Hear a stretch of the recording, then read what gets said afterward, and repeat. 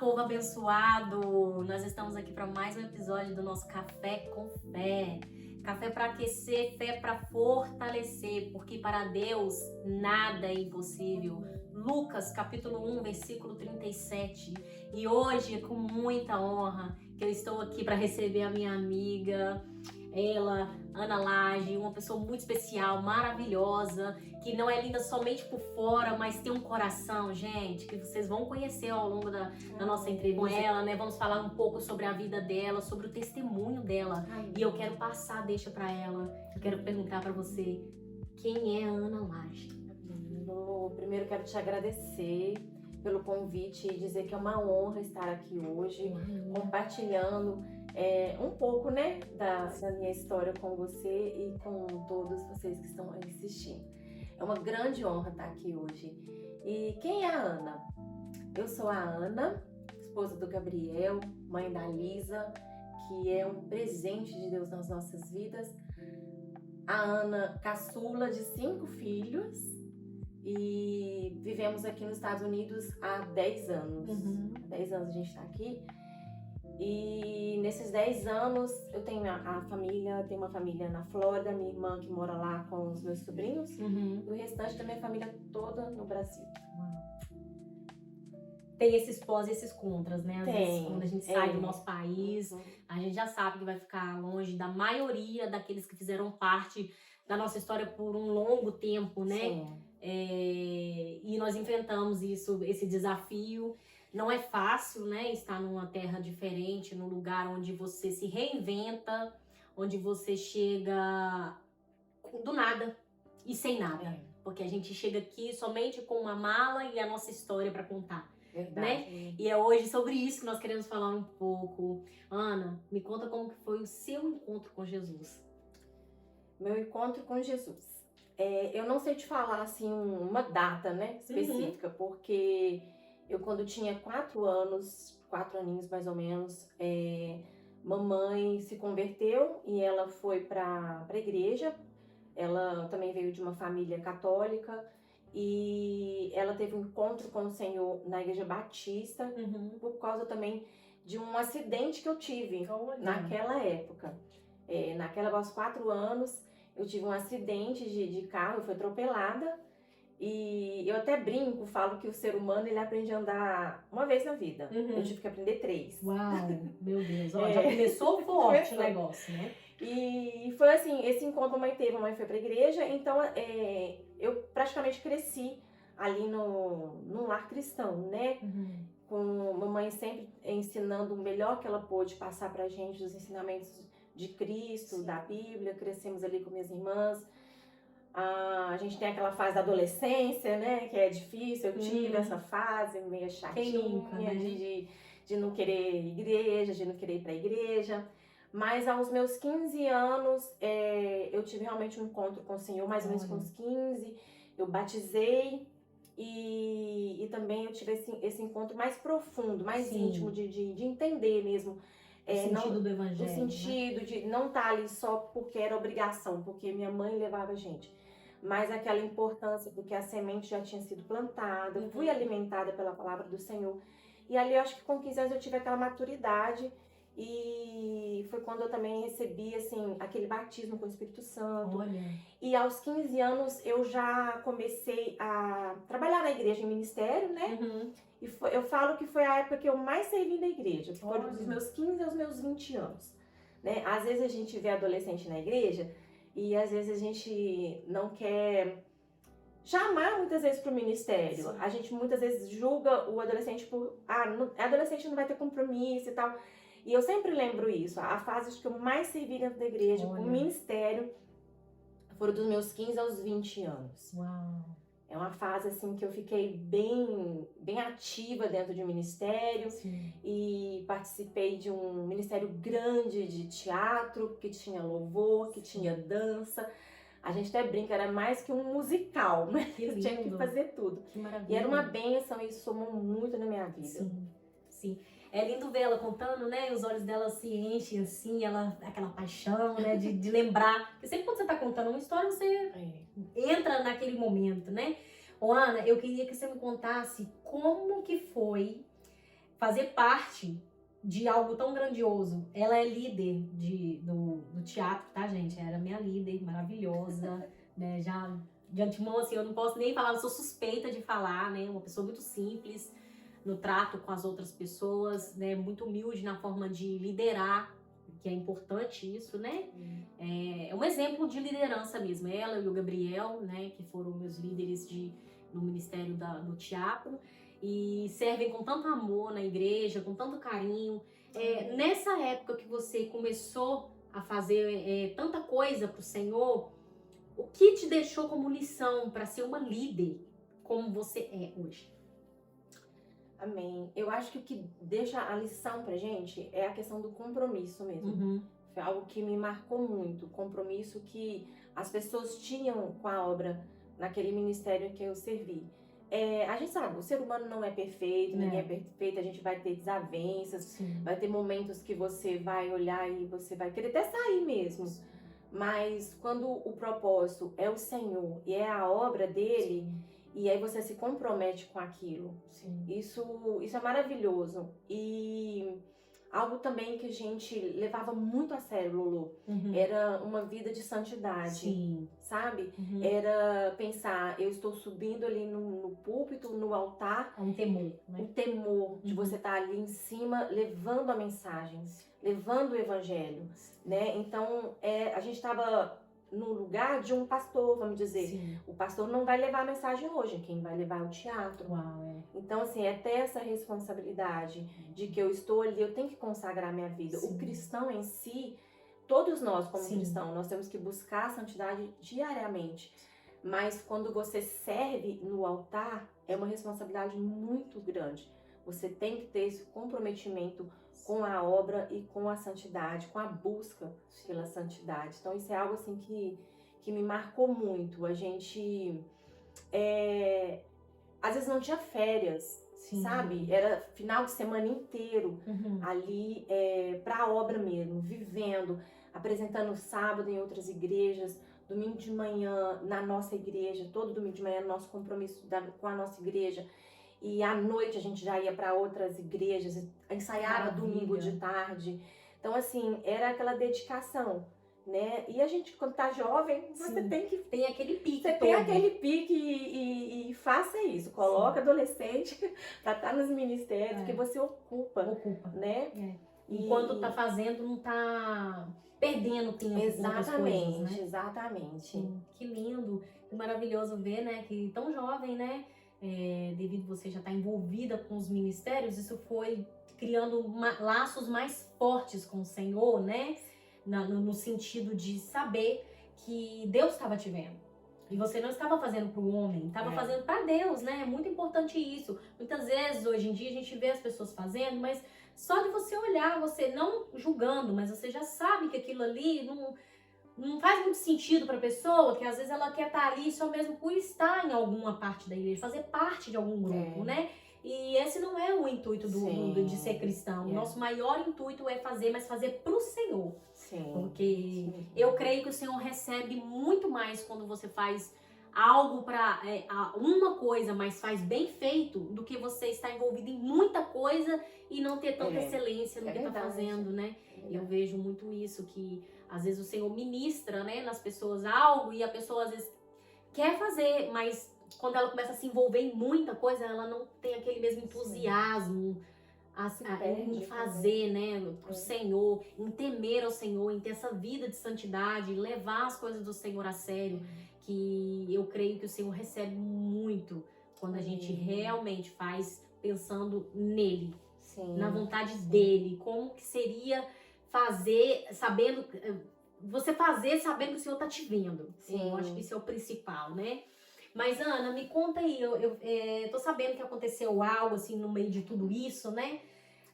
Você tem total liberdade de começar a contar o testemunho mais impactante que você viveu até agora com o Senhor. Amém. Lolo, eu vou voltar um pouquinho lá atrás, porque eu até conto, quando eu conto meu testemunho, eu falo que era um momento desses que eu já estava um pouco afastada do Senhor. Pouco não, bastante. Vamos ser bem sinceros. Tava bem fria, tava afastada, eu não frequentava mais a igreja. Foi depois dos meus 20 anos, eu já não frequentava mais a igreja, porque eu tinha tido uma decepção com o Senhor.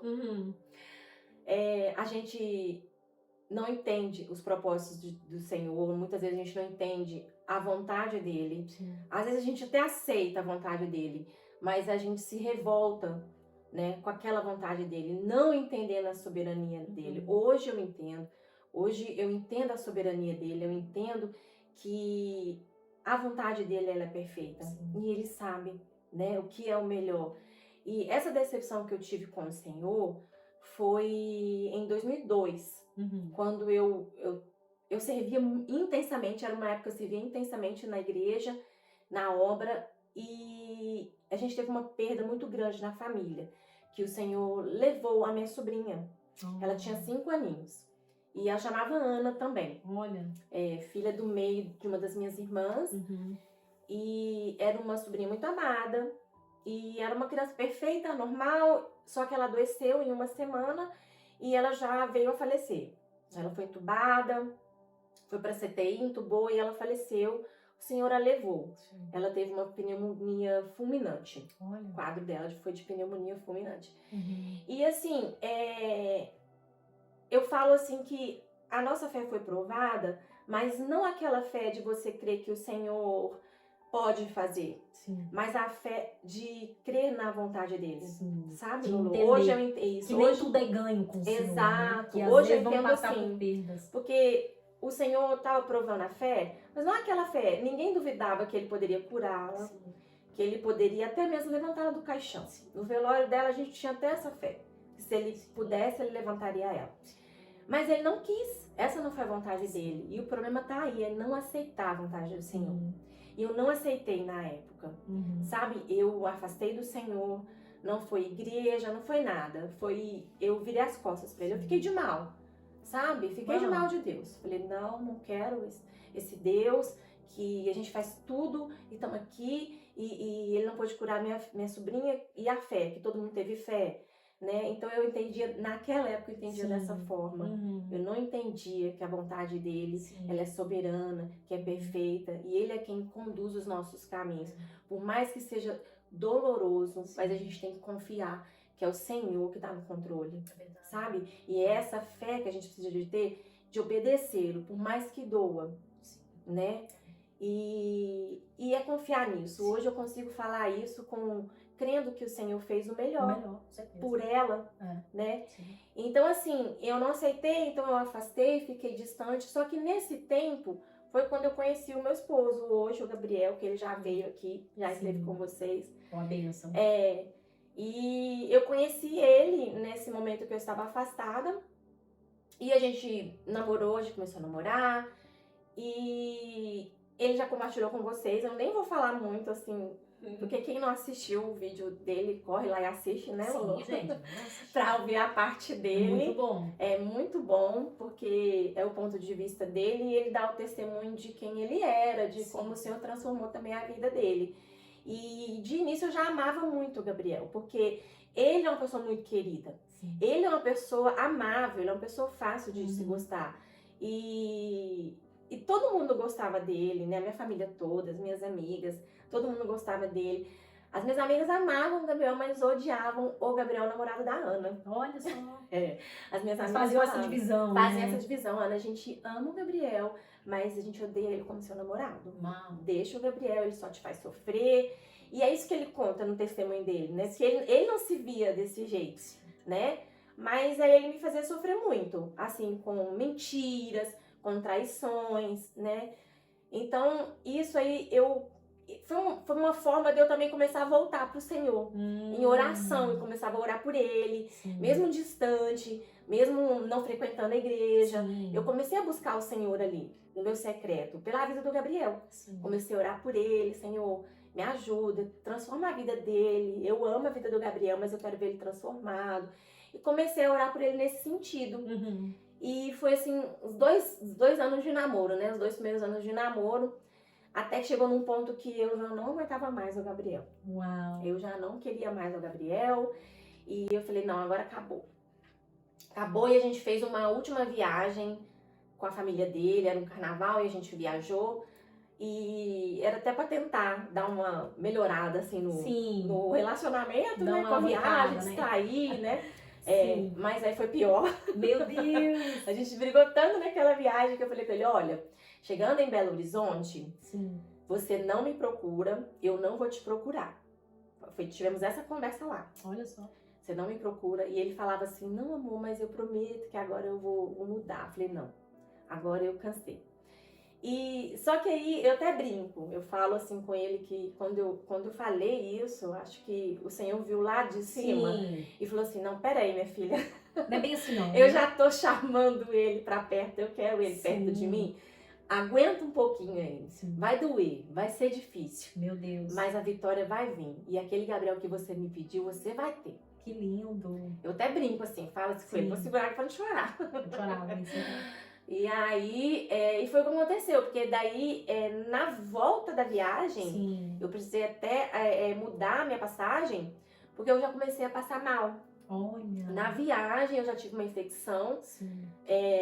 gastrointestinal, e é essa infecção que gerou a doença que eu tive. E a gente nem imagina, né? Sim. Porque você tem uma infecção assim, você passa mal, mas lá rapidinho você melhora, Sim. né? E aí a vida que segue.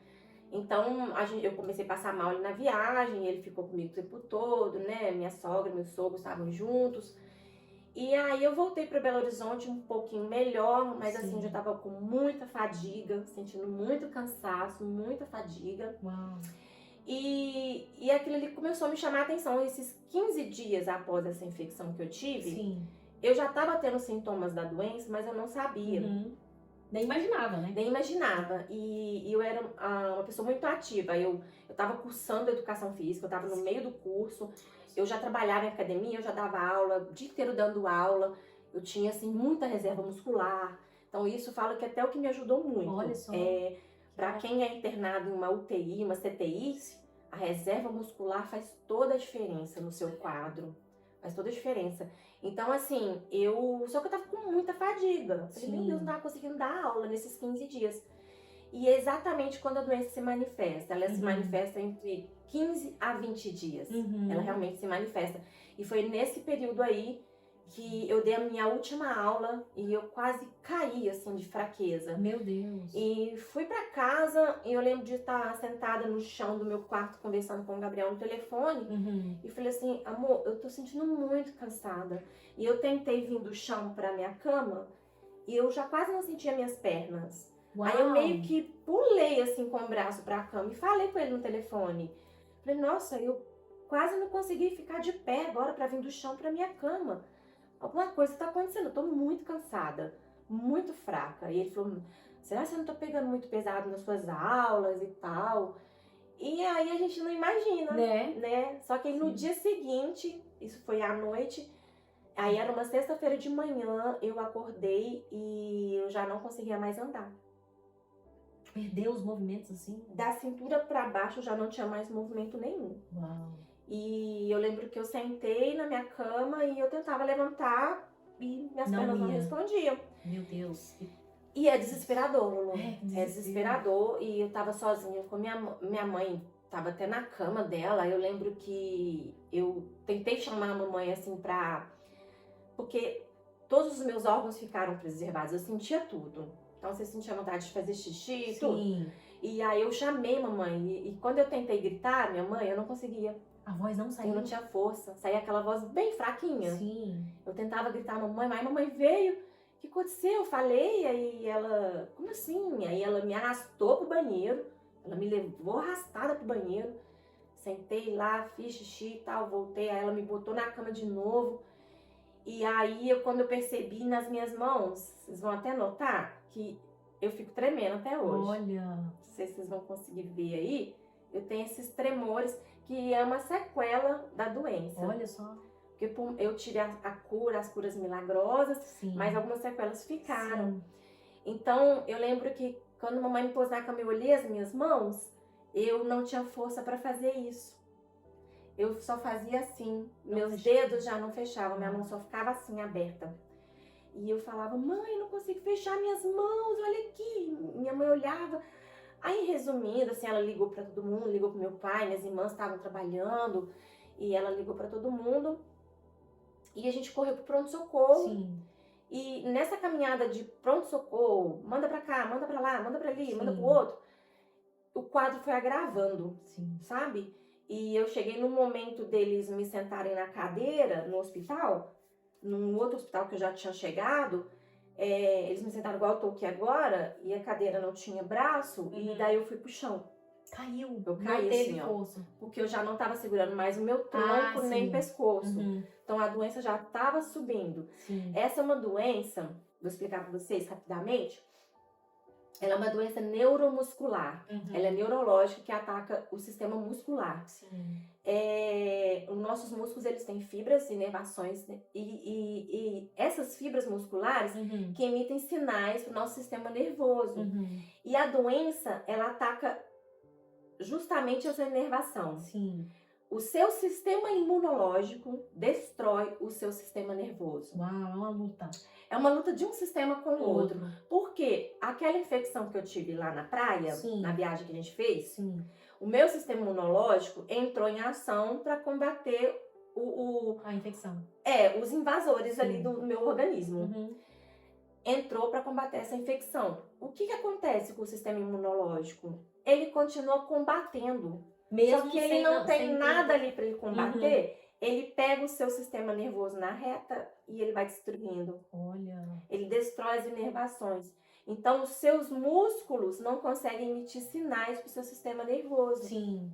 E aí você não consegue mexer. Porque todo o nosso corpo, tudo que você faz, até pra você franzir sua testa, para você abrir os olhos, tudo você precisa de músculo no seu corpo. Você precisa de músculo para você abrir e fechar os olhos, para você falar, você precisa de músculo para você engolir, você precisa de músculo para você respirar. Sim. Então é aí que é a gravidade da doença, porque quando ela avança, Sim. você pode ter uma parada cardiorrespiratória, porque os seus pulmões dependem do seu músculo diafragma para eles responderem, para eles Sim. funcionarem. Então é o quadro que eu cheguei.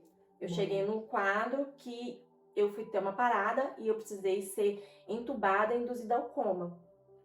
Então eu fiquei em coma 5 dias. Uau. E esses 5 dias foi feito tudo o que eles puderam fazer. Já tinha sido diagnosticado com a doença, já tinham dado o diagnóstico. Uhum. E graças a Deus um médico maravilhoso, Dr. Breno Minas, um neurocirurgião maravilhoso, se tornou um grande amigo da família. Ele foi uma pessoa fundamental. Sim. Porque Teve essa percepção. teve essa né? percepção, porque eu já tinha passado por vários médicos. Uau. E ele teve essa sensibilidade de ver e dar um diagnóstico rápido. Sim. E é uma pessoa que teve ele o tempo todo com a gente, até o dia da minha alta, tudo, sempre. Olha. E ele me contou depois que quando ele precisou me induzir ao coma, Uhum. ele precisava de fazer muito, muito rápido, que os médicos têm questão de segundos para entubar um paciente quando ele está sendo induzido ao coma, porque o paciente para de respirar. Então o médico tem segundos para entubar e ligar na máquina para que a máquina respire para o paciente. Sim. E ele me falou que era uma questão de coisa de 30 segundos. Uau. 30 segundos para fazer. Muito rápido. Muito rápido. Meio minuto, meu Deus. E ele já estava comigo há quase 3 minutos. Eu estava sem respirar há quase 3 minutos. Menina. E ele estava me perdendo. E ele falou que eu já estava perdendo os sinais vitais. E ele olhava ali para mim. E ele lembrava de uma frase que eu tinha falado com ele minutos antes dele me induzir ao coma. Porque quando ele chegou e falou: Ana, eu sou o Dr. Breno, eu vou estar aqui para cuidar de você. Eu preciso colocar você para dormir. Uhum. E eu olhei para ele e falei assim: tudo bem, doutor, eu confio em você. Nossa. E diz ele que aquela frase ficava ecoando na cabeça dele. E ele falava: meu Deus, eu não posso. Ele falou que foi a primeira vez que ele falou o nome de Deus, que ele pensou em Deus. E aquilo ficou na cabeça dele. E daí ele conseguiu. Aí ele conseguiu me entubar. E ele que foi atrás de todo o medicamento que eu precisava. Isso aconteceu em 2008, Lolo. E naquela época, eu precisaria de um medicamento, 5 ampolas desse medicamento, na época, custavam R$80 mil. Uau. Naquela época. e o SUS fornecia, eu fui atendida, socorrida pelo SUS, lá no Brasil, mas era muito difícil de liberar, por ser um medicamento muito caro, então tinha muito extravio, né?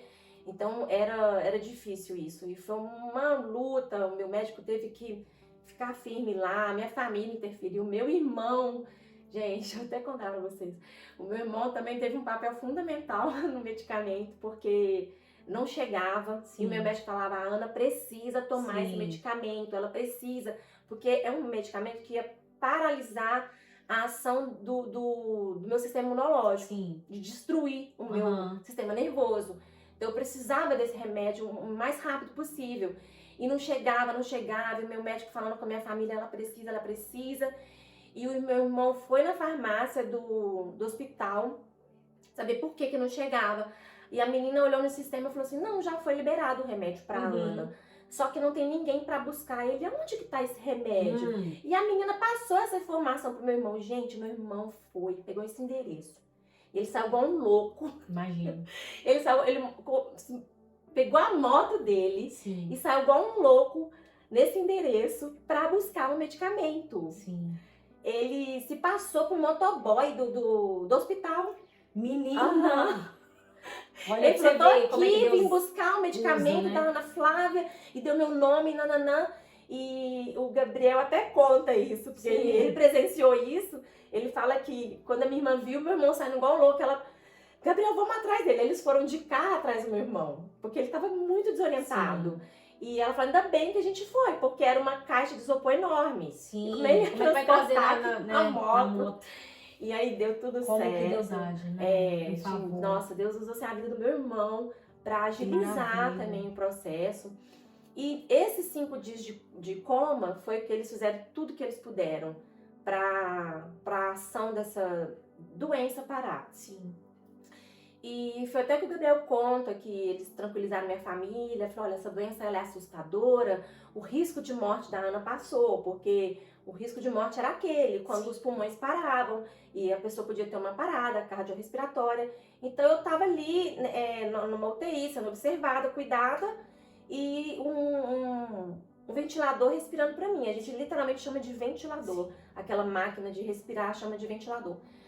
Então, ok, eles falaram, não, daqui uns 15, 20 dias a Ana vai, o remédio vai fazer o efeito e ela vai voltar com a vida normal. Esse foi até o primeiro prognóstico. Só que o que acontece? O meu corpo não respondeu ao tratamento. São as surpresas que vêm no meio do caminho, né? Eu não sei se eu falei, Lulu, o nome da doença. É uma doença que chama Síndrome de Guillain-Barré. É o nome dos médicos que descobriram a doença.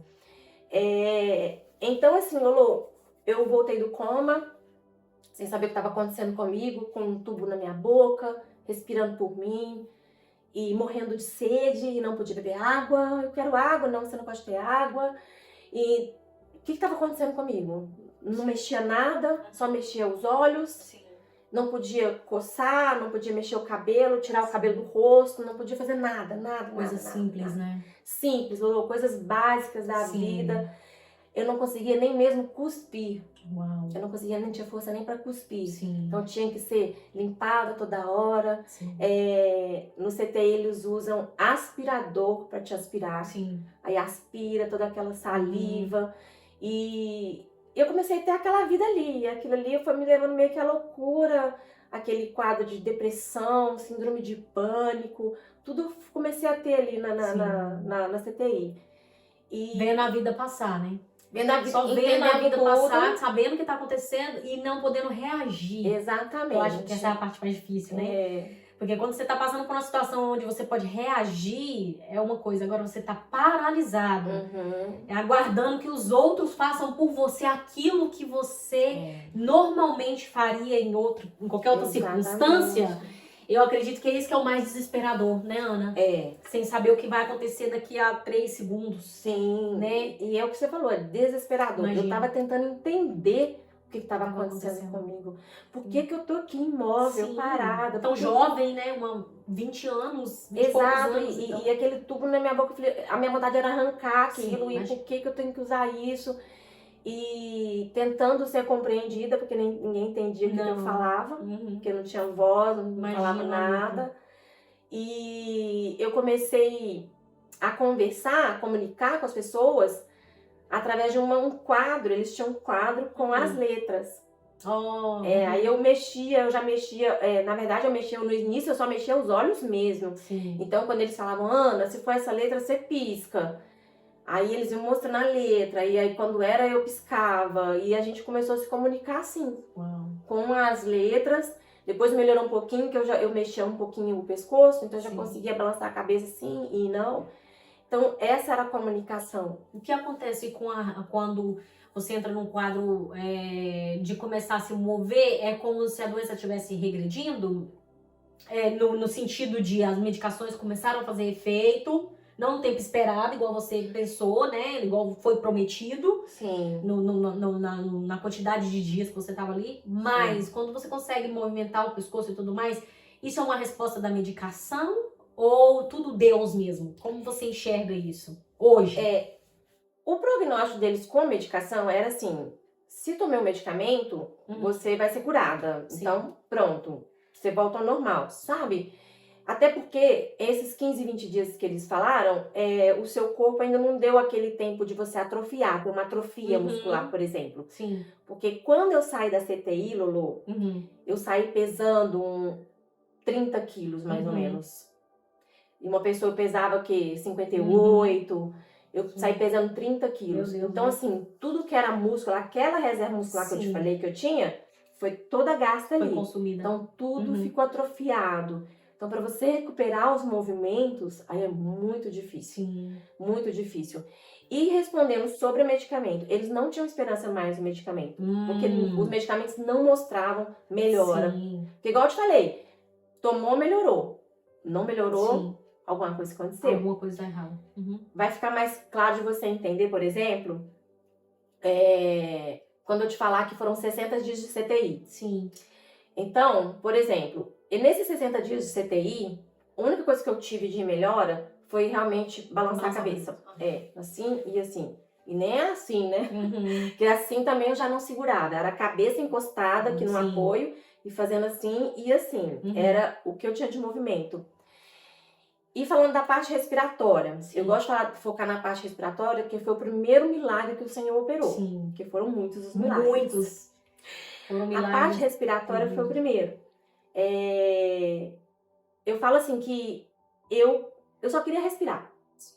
Eu só queria respirar. Com 15 dias de tubo, o paciente não pode ficar mais de 15 dias com tubo. Porque já começa a danificar todas as suas cordas vocais, laringe, faringe, começa esôfago, você vai tendo várias lesões ali.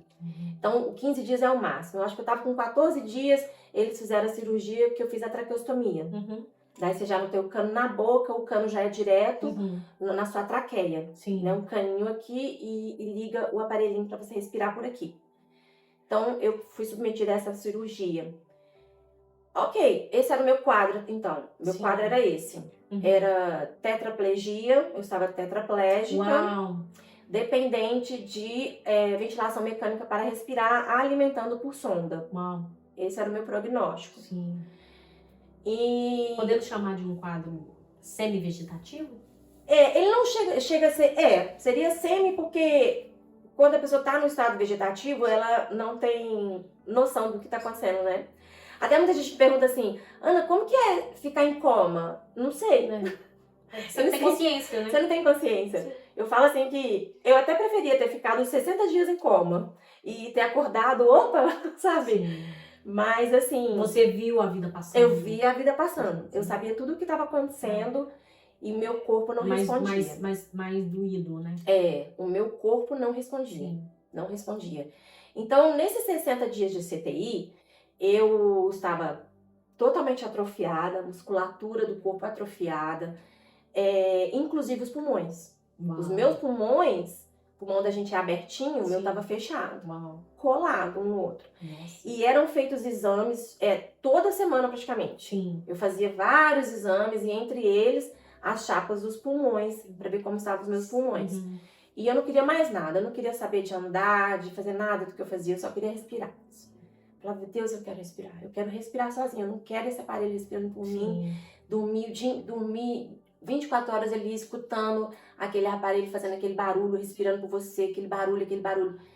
E aí, num dos momentos de visita, minha irmã foi me visitar, uma das minhas irmãs, a Dani, ela foi me visitar e visita no CTI, são só 15 minutos, Sim, é bem já rapidinho, fui. né?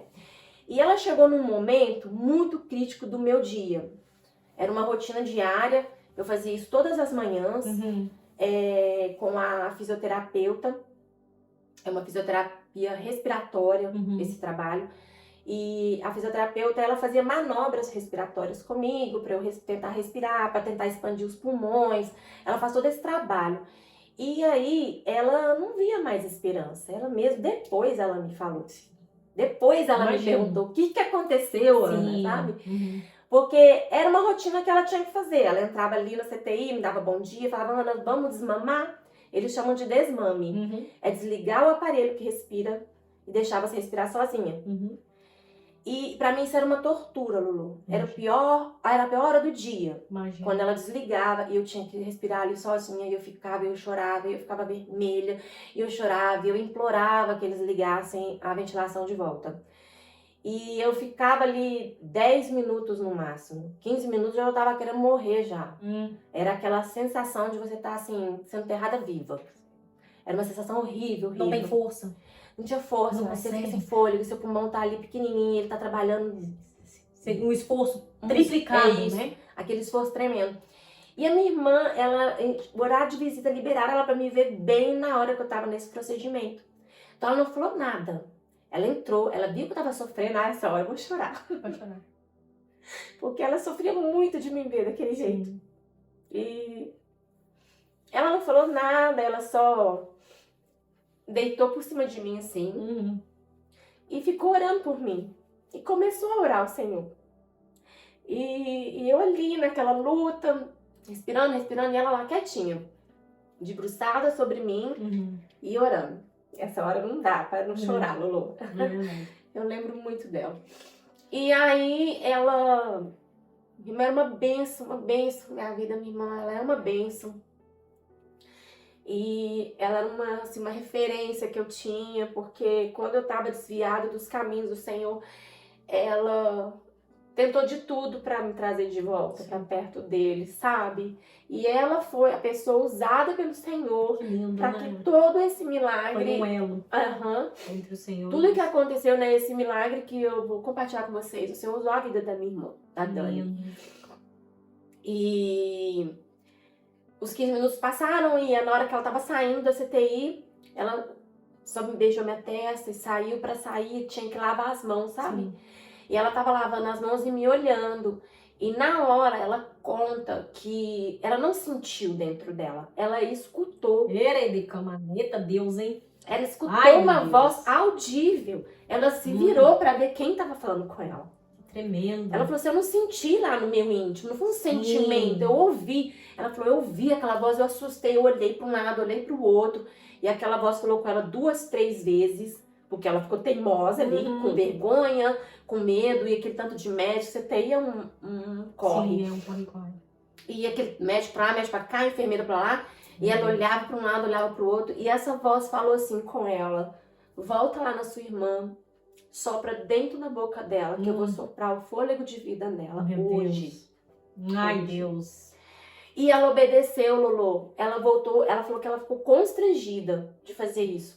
Com vergonha, porque ela vou ter que beijar na boca da minha irmã. Sim. E ela foi, soprou na minha boca e foi embora, nem olhou pra mim, ficou com vergonha. E naquela hora eu senti uma paz tão grande dentro de mim. Eu senti uma paz dentro de mim. E eu falo que foi a primeira noite, Lulu, que eu dormi no CTI. Eu não compartilhei isso, eu esqueci de falar, que eu não conseguia dormir. Eram medicamentos fortíssimos que eles me davam para eu dormir. Não dormia. Eu convivia com dores terríveis. Dores, era de morfina pra cima, de medicamento forte, para tirar aquela dor. Por quê? Lembra que eu falei que tudo era preservado? Sim. Toda a sensibilidade era preservada. Sim. Eu sentia tudo. Sim.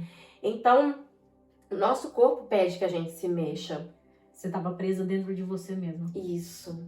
Eu E tava sem presa voz dentro pra de mim, gritar, sem pedir voz, socorro. sem voz, sem força, até pra chorar. Meu Deus. Lágrimas só escorria. Então, assim, eram dores fortíssimas, porque o nosso corpo a gente mexe ele toda hora, a gente troca Sim. a caneca, Ah, a gente cruza os pés, a gente Sim. abre as pernas, a gente... essa necessidade, né? Você É como faz se fosse um automático. reflexo. É um reflexo, né? De Você estar tá- viva. É, Tô viva. exato. Seu Exato. corpo mexe sozinho, Exato. você não tá percebendo. É. Seu corpo tá mexendo. E aí, quando você tem um corpo que quer fazer isso e não faz, aí vem aquelas dores musculares, muitas dores. Então, assim, foram esses 60 dias de CTI, foram muito difíceis, muita dor, muita sede, não poder beber água, muita dor, assim, de você ter aquela sonda pelo seu nariz e aquilo ali te machuca por dentro, sabe? Você ter aquela sonda. Minha vontade era tirar aquela sonda. E assim, Lolo, a parte da água é assim, uma coisa que também mexe muito comigo, porque eu amo água, gente. Uhum. Você sempre vai me ver com água, bebendo água. Eu sempre fui boa de beber água, mas hoje eu ainda valorizo mais ainda. Privilégio, né? A água, assim, é o alimento mais difícil da gente deglutir, sabia? Eu não sabia disso. É o mais difícil. Quando eu recuperei, eu já tava comendo, e eu não podia beber água ainda. É o mais difícil de você deglutir, de você engolir. Porque você faz aquele movimento, né? A deglutição que a gente faz normalmente. E a gente tá conversando aqui, a gente tá engolindo toda hora, você já reparou? E eu não conseguia fazer isso. Então, a minha própria saliva, ela não ia pro meu estômago. A gente engole, a saliva vai pro estômago. A minha saliva ia pros meus pulmões. É o que eles chamam de pneumonia aspirativa. A minha saliva ia pros pulmões. Então, eu tive 4 quadros de pneumonia nesses 60 dias de CTI. Por causa da saliva. E não é só a saliva, é toda a secreção. Sim. Que a gente faz assim, ó, a gente engole. Sim. A gente tá engolindo, o tempo todo a gente tá engolindo. E como eu não engolia, essa secreção vai ficando aqui no seu peito, vai ficando tudo aqui. Então, eles tinham esse processo que eu falei de aspirar. Aí eles pegavam uma cânula e aspiravam literalmente, inseria a cânula na traqueostomia, ela vai lá no seu pulmãozinho e vai puxando. E vai saindo, o que tiver que sair vai saindo. Pra você liberar o espaço pra você respirar. É o único espaço que você tem pra respirar, né? Sabe quando seu nariz tá entupido? Sim. Você respira pela boca. É. Mas se sua traqueia é o único buraquinho que você tem pra respirar é aqui. Você tem que liberar aquele espaço. É uma coisa, assim, inimaginável, né? Porque só quem passou pode te dizer, né? A gente até, eu aqui mesmo, fico me expressando assim, não, imagino, mas eu não imagino. Eu não tenho noção do que aconteceu. Eu não tenho noção do milagre vivo que tá na minha frente. E quando você contou da sua irmã, o Senhor me lembrou de Ezequiel 37, sua irmã, no vale de ossos secos. E ela ali foi usada como profeta, Ezequiel foi usado para soprar É verdade. a vida. É verdade. Quando você estava contando, o Senhor foi me lembrando que literalmente, imagina Literalmente ela ali, sopro, né? no meio daquele monte de pessoas, né? Que não era só você estava numa situação difícil, mas todo mundo que tá no CTI tá passando por algo muito pesado, né? Não estão ali à toa. Exato. Mas ela literalmente estava ali no vale, entendeu? De ossos secos. E só tinha aonde ela estava, só tinha morte. Só morte. Né? Só morte. Esse ponto que você falou, Lola, é muito interessante. Você falou sobre o CTI. O CTI é um lugar passageiro. É um lugar que ou você melhora ou você vai embora. E não é um lugar de você ficar 60 dias.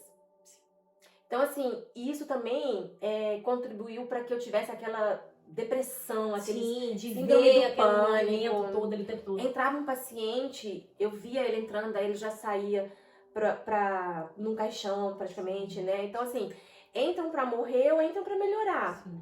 Só que São dois extremos. mas eles não tinham o que fazer comigo. Então, por isso, o hospital inteiro me conhecia. Vamos lá ver aquela menina que tá morando lá no CTI. Eu até vou citar alguns nomes aqui de uns profissionais que trabalharam comigo nessa época e que eles fizeram, assim, a diferença total, assim, na minha vida no dia que era o plantão deles. O meu dia era outro, quando era o plantão deles. Olha só. E a gente tem contato até hoje. Que maravilha. Tem contato com eles até hoje. Os enfermeiros que cuidaram de mim é o Guilherme, a Cida e a Dieide. e o Dr. Breno Minas, que eu já citei aqui o nome dele, né? Que o Dr. Breno, nós vamos falar dele de novo lá na frente, todos eles. E eles me marcaram muito. Eles fizeram toda a diferença. Quando era o plantão deles, eu já ficava mais aliviada. Principalmente a Dieide, porque ela é do plantão noturno, sabe? Então, assim, quando ela tava ali, eu sabia que eu tava tranquila. Então, é o papel do profissional que trabalha com amor. Sim, a diferença. Sabe? Né? É a diferença de trabalhar com amor, sabe? Até comentei que ela era pequenininha, magrinha, mas era bruta. A bichinha era bruta e ela me virava e não machucava. Sim. Porque tem tudo ela tinha isso. todo um jeito, né? Todo um jeitinho de cuidar do paciente, porque eu dependia deles pra tudo. Tudo. E eu vou até falar rapidinho aqui de novo sobre a água, né? Que eu falo que vocês querem algo, vocês vão sempre escutar eu falando sobre a água. E como eu falei do Guilherme, gente, que não prejudique lá no trabalho do Guilherme. Mas o Guilherme, ele não aguentava me ver com sede. Olha. Ele não aguentava me ver. E aí ele falava assim, Ana, vou te dar um pouquinho de água, tá? E então eu amava quando o Guilherme vinha. Era perigoso, assim, ele sabia que era. Mas a minha sede era tanta, gente, eu ficava desesperada. Eu implorava por um copo de água. Eu implorava. Aí sabe o que o Guilherme fazia? Da sua maneira, né? Da minha maneira. Exato. Né? Mas bem observado. Do seu jeito. Do meu jeito, eu chorava. E eles... Nossa, gente, que pessoas maravilhosas. Eles viraram mestre em leitura labial. Imagina. Leitura labial. O Guilherme, de longe, ele podia estar lá longe, ele lia... A Ana tá querendo isso, a Ana tá querendo... De lá ele já sabe, ele já sabia o que eu tava falando.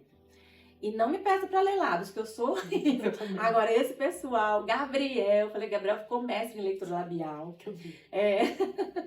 Então, aí o Guilherme vinha com um copo d'água, aqueles descartáveis, assim. E aí eu bebia, aquela água geladinha, e eu bebia. Aí o Guilherme já vinha com aspirador. Você lembra que eu falei? Ele já vinha com aspirador. Era só pra você sentir. Só pra eu ter essa sensação. Degustar a água ali. Sentir ela na minha boca, engolir. E já vinha e sugava? Ele já vinha e sugava? Ele já vinha e já sugava. Pra não ir pros meus pulmões. E aí, até uma coisa engraçada. Que cuidado, né? Primeiro que ele não precisava nem te dar água. Não aí, além dele te dar água, ele ainda... Não, vou fazer o serviço completo. Esse serviço... Vou dar água, mas também vou sugar, porque eu sei que isso não vai fazer bem pra Exato. Ele vai assistir isso, ele vai lembrar. Porque tinha um rapaz que trabalhava com ele também, que é do mesmo plantão. Eu nunca esqueci o nome dele. E ele, acho que ele nem imagina que até hoje o nome dele virou referência de algo... Quando a gente quer falar assim... se doe, dê bastante. Não vem com miséria. É o Ruberval. O nome dele é Ruberval, trabalhava com o Guilherme. E quando o Guilherme não estava lá, eu falava, Ruberval, eu quero água. E Ana, eu não posso te dar, Ana. O Guilherme é doido de fazer isso. Aí o Ruberval, tá bom, vou te dar. Só que ele vinha com aquele copinho, sabe aquele copinho pequenininho que no Brasil a gente usa para tomar café? Aquele descartável de hospital? O Ruberval vinha com aquilo, gente, eu ficava brava. Eu falei, eu não quero essa miséria de água. Eu quero o copo cheio, ainda exigia ainda. Numa situação dessa. Na situação dessa. A pessoa não pode nem beber e ainda queria o copão. Aí ele falava, Ana, eu não sou o Guilherme, se você quiser vai ser isso. E daí eu tomava, né, melhor aquilo que nada. Então assim, hoje a gente ri, a gente brinca com isso. Que quando alguém aparece com uma coisa pouquinha, a gente fala, não vem não, Ruberval. Ruberval, você não vem não. Gente, então isso pegou na minha família. Até hoje a gente brinca com isso. Mas assim, depois de todo esse milagre que aconteceu, da parte respiratória, dos pulmões curados, eu fui liberada para ir pro quarto. Finalmente saiu do CTI. Sim. Aconteceu que, assim, todo mundo no hospital ficou sabendo da cura, todo mundo foi lá me ver na CTI, né? As meninas da recepção queriam ver o que tinha acontecido comigo, né? Aquela fisioterapeuta respiratória, ela chegou pra mim depois de um tempo e falou, Ana, o que aconteceu com você? eu quero entender o que houve, porque num dia você estava com seus pulmões atrofiados, não funcionavam. No dia seguinte, os seus pulmões estavam perfeitos, né? Então foi assim, foi um burburinho no hospital inteiro. Um alvoroço, todo mundo queria entender. E aí chamaram os médicos, né? Vários médicos foram lá me ver o que tinha acontecido. Até que chegou a doutora Francine, que era a médica diretora ali do CTI, geral. Ela era responsável pelos CTIs ali do hospital, haviam 3 CTIs, se eu não me engano. E a doutora Francine foi lá e tava todo mundo, não tá respirando, sem a ventilação, e ela pediu que voltasse, né, que ligassem o aparelho de volta, justamente por uma precaução. Não, vamos ver se tá tudo bem com a Ana. E aí, quando a doutora Francine veio, ela chegou pertinho de mim, no meu ouvido. Ela falou assim, Ana, nós duas sabemos o que aconteceu aqui. Nós duas entendemos, mas por precaução eu preciso te voltar. Por que a doutora Francine falou isso? Porque a doutora Francine, ela acreditava no mesmo Deus que eu. A gente frequentava a mesma igreja. Uau. Mesma igreja. E aí ela falou assim, a gente vai deixar você sem a ventilação mecânica. Se você conseguir respirar 72 horas direto, você vai ter alta. E aí eu fiquei as 72 horas direto, respirando sem o aparelho, e tô até hoje. Graças a Deus, pra honra e glória do nome do Senhor. E aí eu tive a alta aí que eu fui pro quarto, não fui pra casa ainda, eu fui pro quarto. Então foram 60 dias de CTI, e agora eu estava indo pro quarto. E ali no quarto foi uma nova fase, né? Foi uma nova etapa, novos desafios, né? Ali as meninas da terapia ocupacional começaram a trabalhar mais intensamente comigo, Sim. sabe? Colocando aparelho nas minhas mãos para eu pegar um copo levinho, para eu segurar um garfo, uma colher, até uma escova de cabelo, sabe? Tentar trazer as mãos. Eu já comecei a ter alguns movimentos de braço ali no quarto. E assim, igual eu falei antes, eu não estava muito preocupada, Lulu, em voltar a andar, Sim. em ter meus movimentos. A primeira coisa que eu queria, o Senhor já tinha me dado, que era o fôlego de vida, era o ar, para respirar sozinha. E agora eu queria alimentar, eu queria respirar sem a ajuda da traqueostomia, porque até então eu saí do aparelho, mas a traqueostomia eu ainda precisava dela, que era na traqueia, aquele buraquinho, tem uma cânula, igual eu expliquei. E por causa dessa traqueostomia eu também não falava, só que um paciente traqueostomizado, ele pode falar normalmente, ele tampa a traqueia, daí ele fala, porque com um buraquinho na traqueia, ele não te deixa ter essa passagem de ar para nariz e boca. Então eu tinha que tampar e daí eu falaria, respiraria pelo nariz. Só que aí já veio mais um problema, que foi descoberto lá quando eu estava já no quarto, né, da enfermaria. Eu não tinha essa passagem de ar. Por mais que eu tampasse a traqueia, não tinha. Então, algum problema teve ali, né? Aí, eu fiz alguns exames, fui com a minha médica lá da enfermaria, né, do quarto. Ela foi comigo nesse especialista, né? E ele fez o exame da endoscopia, aquele com a câmerazinha e tal, que a gente faz sedado, né? Eu precisei fazer acordada para ele me dar os comandos e eu segui os comandos dele. Imagina a dor. Muito doloroso. Nossa, na época eu fiquei traumatizada por muito tempo. Só de lembrar do exame eu chorava. De lembrar assim, foi um trauma, né? Sim. E o maior trauma foram nas palavras dele. Foi o que ele falou após o exame, né? Ele olhou, ele analisou, daí ele chamou minha médica e pediu para ela olhar na câmera e falou para ela, olha aí, doutora Adriana, você acha que essa menina algum dia vai voltar a falar? Olha o tamanho da lesão que ela tem ali. Seria na minha laringe. Ele falou, olha o tamanho da lesão dela. Sem chance. Foram as palavras dele, né? O diagnóstico dele ali para mim, que a lesão era tão grave na minha traqueia, na minha laringe, que eu não voltaria nem a falar nunca mais. Então aí eu chorei muito, a doutora Adriana, ela apertava a minha mão, assim, eu chorava. E eu saí do consultório dele, mamãe estava me esperando do lado de fora, e como eu chorava muito, a doutora Adriana explicou para ela o que tinha acontecido, né?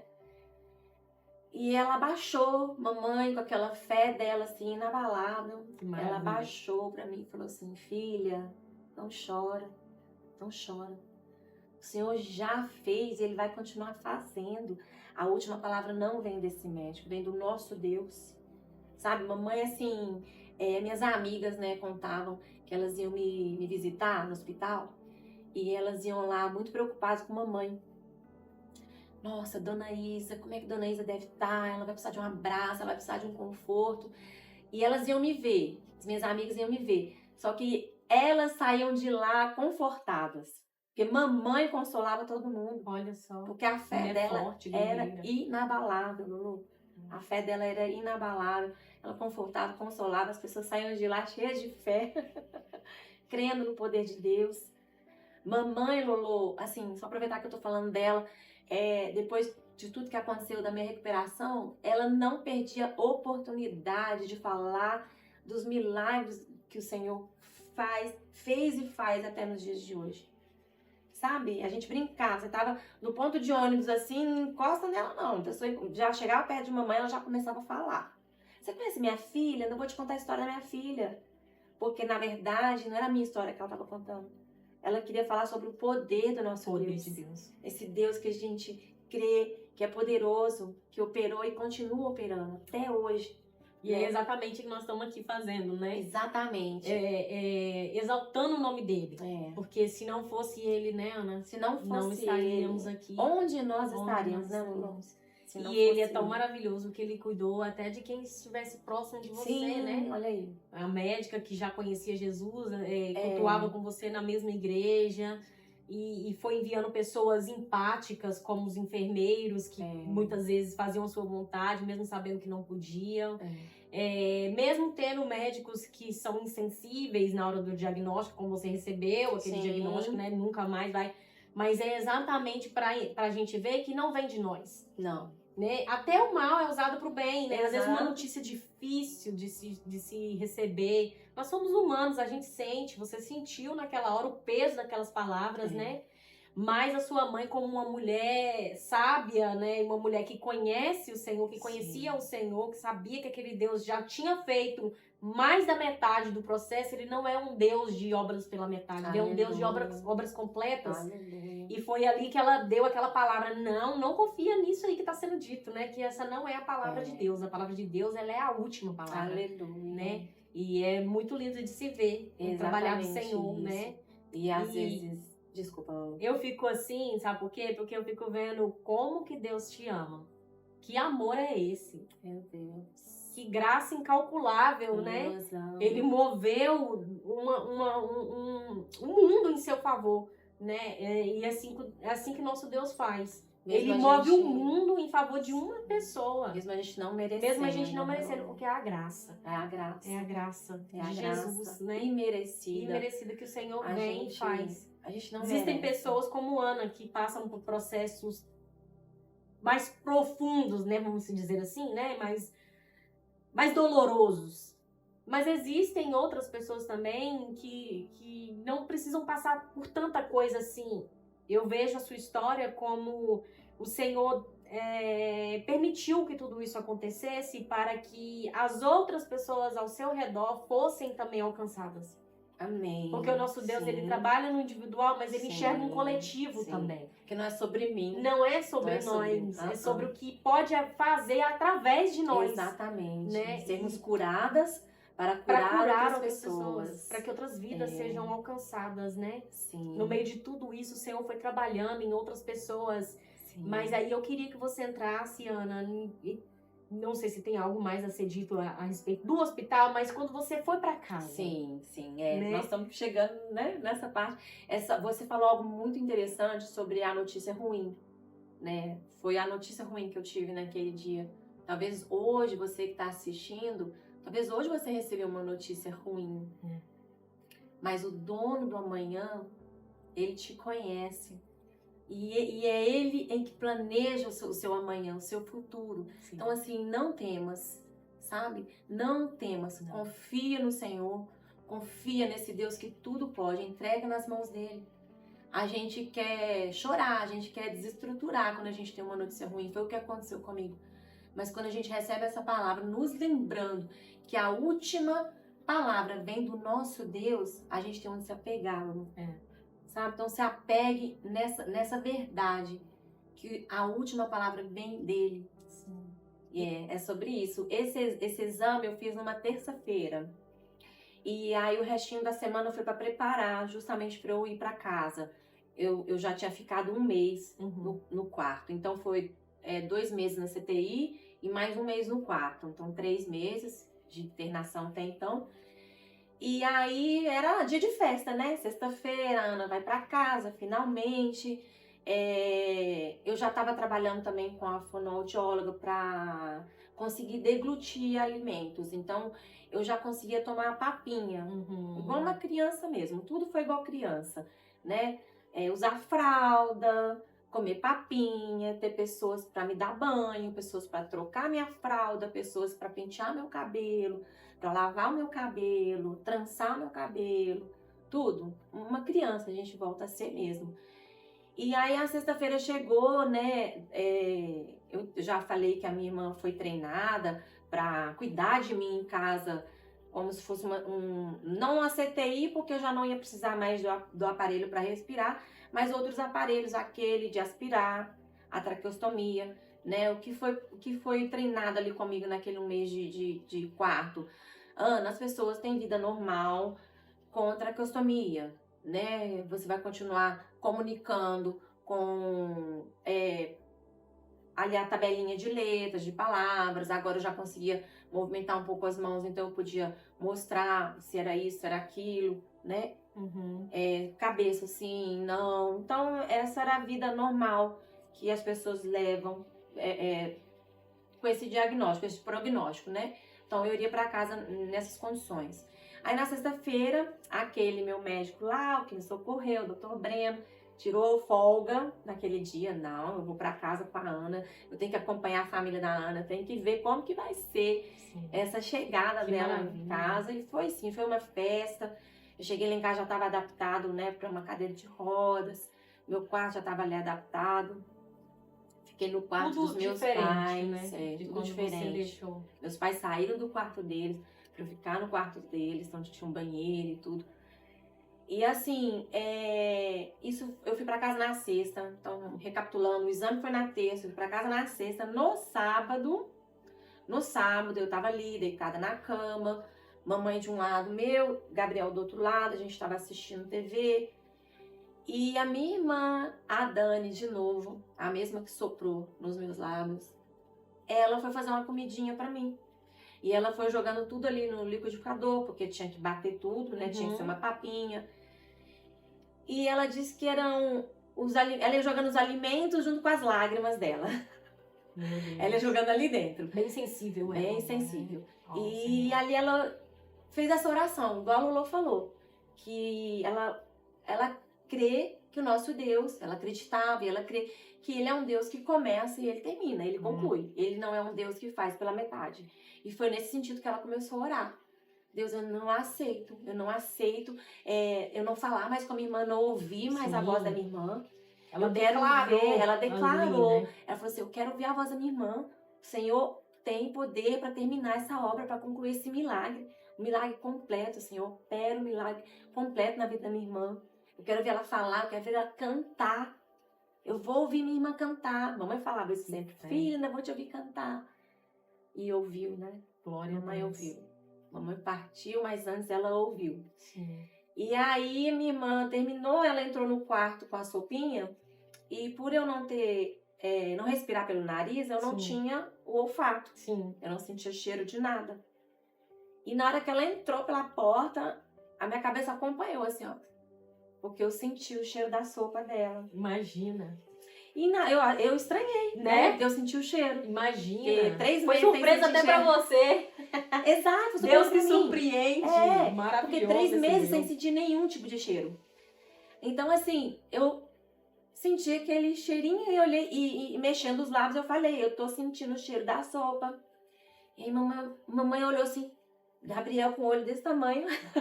Todo mundo E todo surpreso. mundo me parou e a minha mãe falou assim, filha, se você tá sentindo o cheiro da sopa, você tá respirando pelo nariz? E aí ela mesmo tampou assim a minha traqueostomia. E ela, vai, respira. E aí eu fiz bem assim. Eu tô respirando. Eu tô falando. Foi bem assim. Foram 2 milagres ao mesmo tempo. Automático. Respirei e falando. eu achava que eu ia só mover os meus lábios. Sim, Mas e aí a a voz voz saiu. Ai, que A voz Deus saiu. maravilhoso. Eu tô falando. Então, assim, foi maravilhoso. Maravilhoso, assim. É Senhor, me dá a voz de incontáveis as volta. maravilhas de Deus, são incontáveis. Uma voz robótica. Mas Parecia uma voz. Parecia um robozinho falando. Mas era a voz que o Senhor... Era o melhor que Ele tinha pra mim, era aquilo. Então, assim, foi um momento, imagina, maravilhoso também, ele dentro da minha casa. Poucos dias depois daquele diagnóstico que eu tinha tido. E aí, mamãe estava ligando todo mundo. A minha outra irmã que cuidava de mim, a Cris, mamãe ligou. E ela, não acredito, eu acabei de sair daí. Aí ela voltou. Ela ligou pro meu médico, ligou pro enfermeiro. Aí foi lá, o doutor Breno foi lá, Guilherme foi lá, o enfermeiro. E eles, os dois, ficavam me olhando assim, não falavam nada.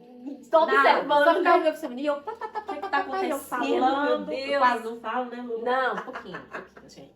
Ela é pouquinho, poucas palavras. Igual o Gabriel.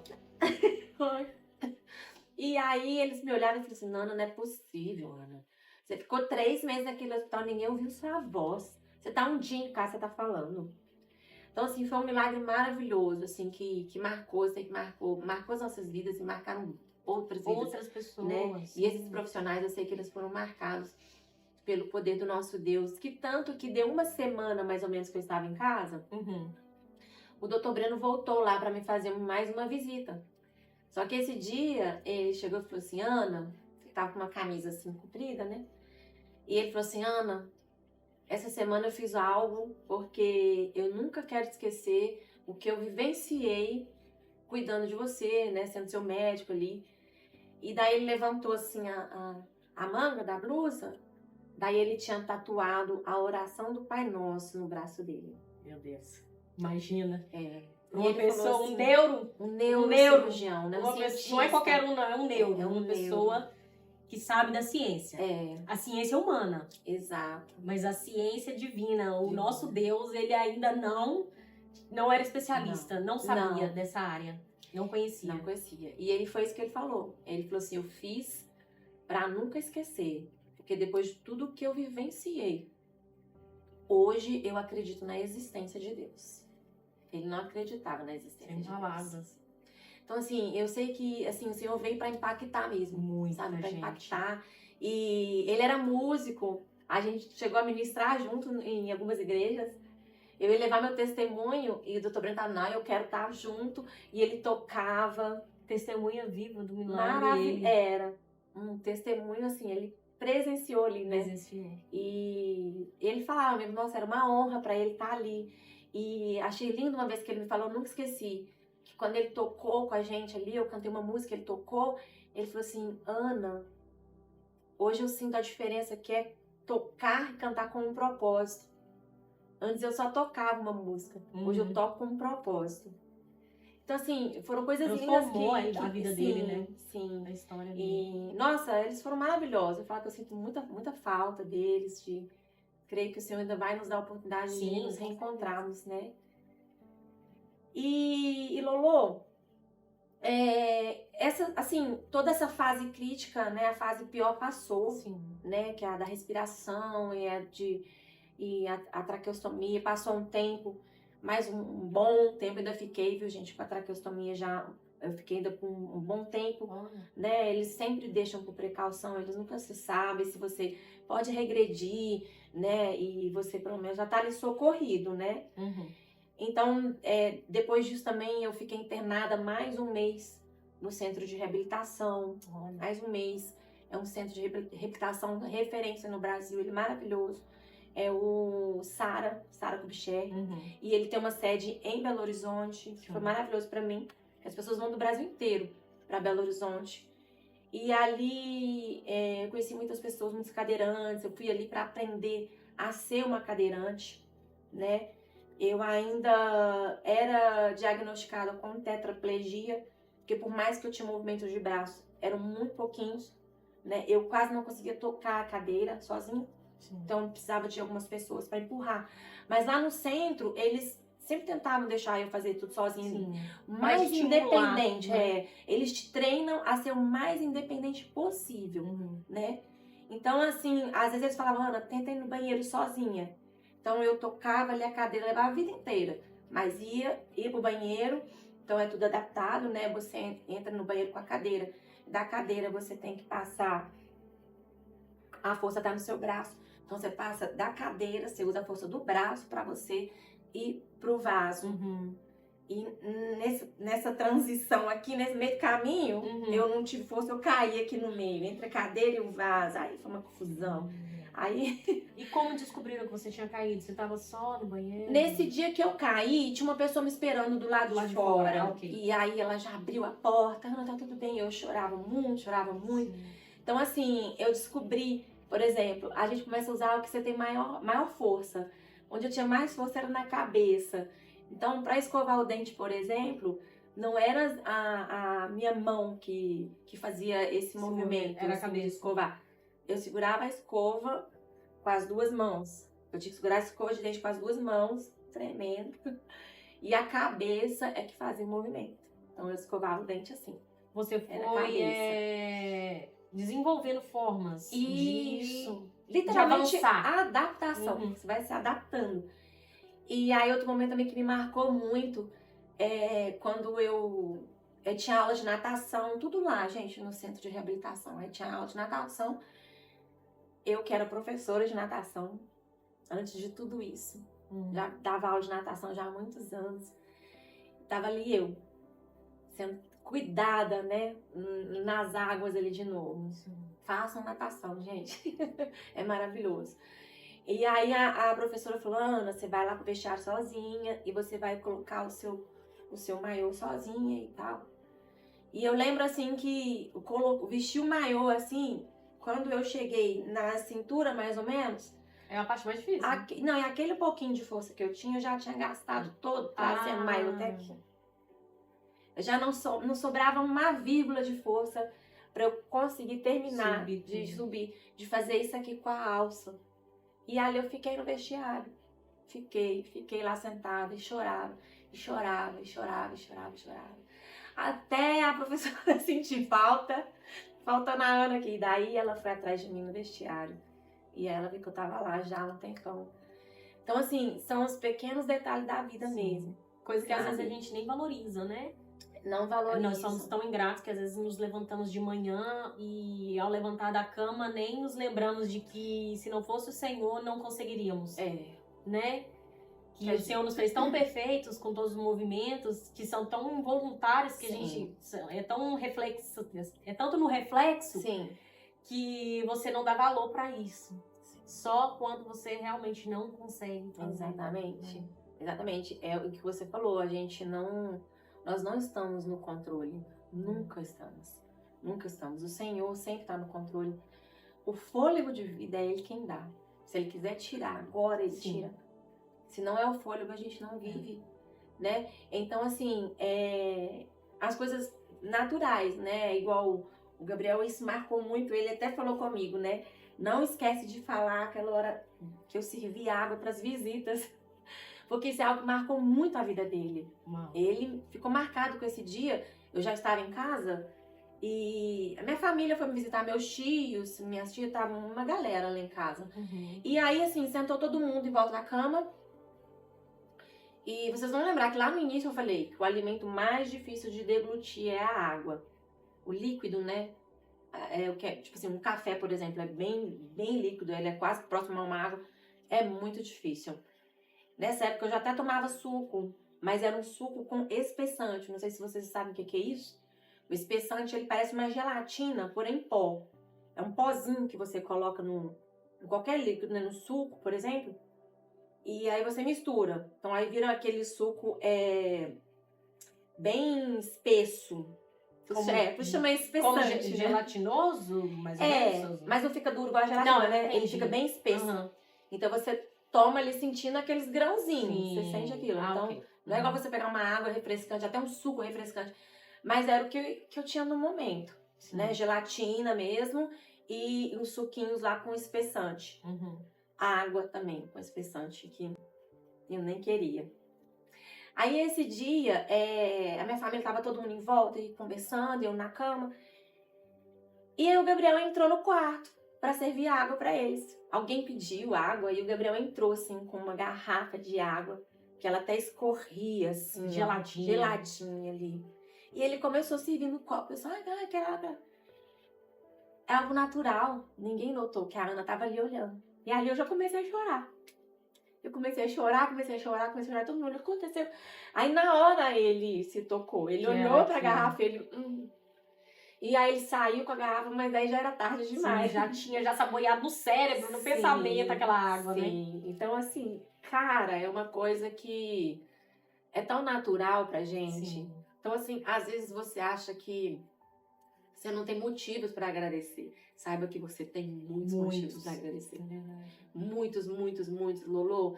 Eu dormia com um sininho no braço. Uhum. Era o sininho. A minha família brincava. A vaquinha tá tocando o sino lá, ó. O pessoal também gosta, Não. né? Minha Tudo vira família, brincadeira, né? Eu né? falo, ninguém acredita. Minha família eu sou a mais normal lá de casa. É mesmo? Sou a mais normal. A mais quietinha e ninguém acredita. Aí tocava o sininho, a vaquinha tá tocando o sino. Por quê? É um movimento que eu conseguia fazer isso aqui, ó, com meus braços. Uhum. Então, lembra das dores que eu te falei que eu sentia muito, as dores musculares? Aí toda vez que eu tocava o sininho, é pra alguém vir me virar na cama, me trocar de posição, sabe? Eu ficava deitadinha, não mexia nada, e aí eu balançava o sininho, eles vinham e me mexiam. Que lado você quer? Vinha pra esse lado, depois virava pra esse lado. Perna, cruzava a perna. Quer assim agora? Às vezes eu queria ficar com a perna assim na cama, sabe? Daí eles colocavam minha perna e tinha toda uma órtese, né, pra segurar os meus pés e tudo. E foi isso. E aí, voltando pro centro de reabilitação, é porque as pessoas me perguntam muito assim, quanto tempo, Ana, demorou? Eu falo assim que eu tô no processo, acho que até hoje. Até hoje eu tô É no um passo processo. de cada vez, né? Ficaram sequelas musculares, algumas sequelas respiratórias, não no sentido de pulmão, mas eu passei a ter muita sinusite, rinite alérgica, essas coisas que eu não Como tinha. é sensível, né? Isso, por causa da parte respiratória. Então, fiquei com essas sequelas. E as musculares, né? Agora, meus pés ficaram atrofiados. Eles não têm muito movimento. Tem um pouquinho, mas não tem muito. Então, tem coisas que eu não vou conseguir fazer. Por exemplo, saltar, pular de um Salta pé sim, só. Já vi dançando lá na igreja e salto. Dou meus pulinhos lá, né, Lolo? Salta. Dou meus Maravilhosa pulinhos. dançando. Morrendo medo de perder o equilíbrio. Sim. Ela é. Como é que fala? Eu não sei nem. Eu até esqueci o nome da palavra. Modesta. Ela é Oh, modesta, meu Deus. tá, gente? Porque faz, viu? Às Às vezes de se vezes- ver como que o milagre do Senhor foi completo e maravilhoso. Porque o que restou são as marcas do milagre. Exatamente. Sempre quando alguém passa por milagre, ficam marcas. As marcas, eu não vou chamar de sequelas, não, eu vou chamar de marcas. As Amém. marcas são expressão de que Deus passou por ali. Aleluia. Elas são a expressão de que Deus passou. Sim. Porque sempre quando Deus passa em algum lugar, em alguma história, em algum momento da nossa vida, as marcas vão ficar. Sim. Para que a gente se lembre, para que quem tá ao redor se lembre de que Deus passou por ali. O Senhor passou. E a começar em nós, pra gente nunca esquecer aquilo que a gente falou.